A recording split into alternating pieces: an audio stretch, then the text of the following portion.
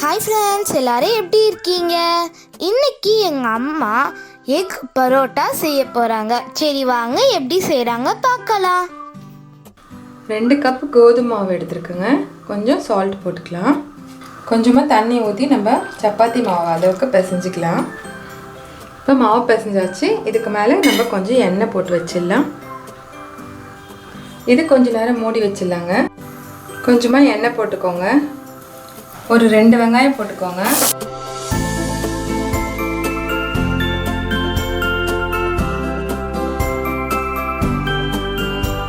கொஞ்சம் பச்சை மிளகா போட்டுக்கோங்க. கொஞ்சம் மிளகாத்தூள், மஞ்சத்தூள், தேவையான அளவுக்கு உப்பு போட்டுக்கோங்க.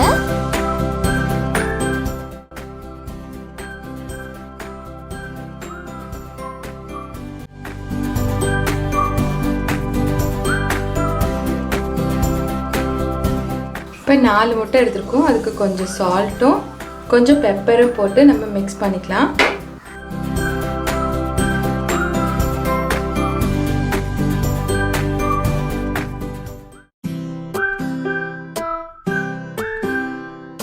அந்த முட்டையை இதில் ஊற்றிக்கலாம்.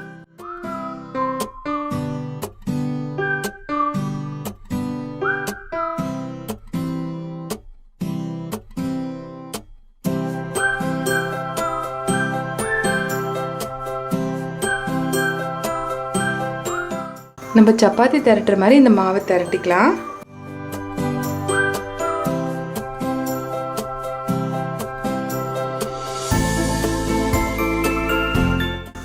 இந்த சப்பாத்தி மாதிரி தேய்ச்சிட்டு இந்த எக் எடுத்து நடுவில் வச்சுக்கோங்க. சைட்லலாம் தண்ணி தொட்டு நல்லா கொஞ்சம் ஈரம் பண்ணிக்கோங்க. அப்போ தான் நல்லா ஒட்டும். இப்படி மடிச்சுக்கோங்க.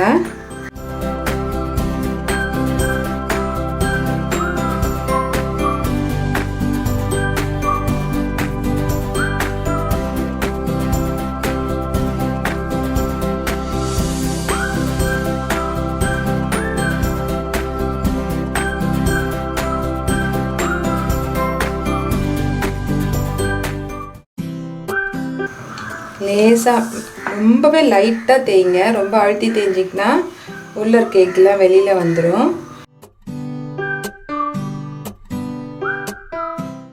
இப்போ தோசைக்கல்லை நம்ம போட்டு எடுத்துக்கலாம்.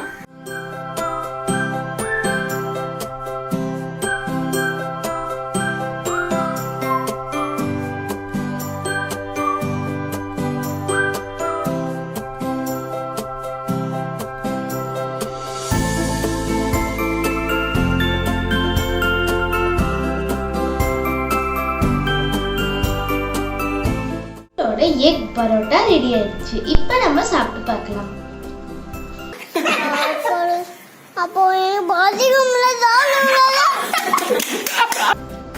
செம்மையா இருக்கு. இதில் முட்டைலாம் போட்டதால செம்ம சூப்பராக இருக்கு. நீங்கள் வீடு வந்து சாஸ் கூட வச்சு சாப்பிட்டீங்கன்னா அப்படி இருக்கும். நல்லா இருக்கு. நம்ம வந்து இப்போ பரோட்டாலாம் சாப்பிட்டு வந்து சப்பாத்திலாம் சாப்பிட படிக்கலன்னா நம்ம இந்த மாதிரி கூட செஞ்சு சாப்பிடலாம். செம்மையாக இருக்கு. சாப்பிட்டுட்டே இருக்கலாம் போல இருக்கும். என்னை வச்சு ஒன்னும் காமெடி பண்ணலையே. காலையில பிரேக்ஃபாஸ்ட்டுக்கு கூட இந்த மாதிரி செஞ்சு கூட சாப்பிடலாம். செம்மையா இருக்கும். சாப்பிட்டுட்டே இருக்கலாம் போல இருக்கு. ஏன்னா அப்படி இருக்கு இந்த டேஸ்ட்லாம். இந்த வீடியோ உங்களுக்கு ரொம்ப பிடிச்சிருந்தா தேங்க்யூ ஃபார் வாட்சிங். Like and subscribe. Bye bye.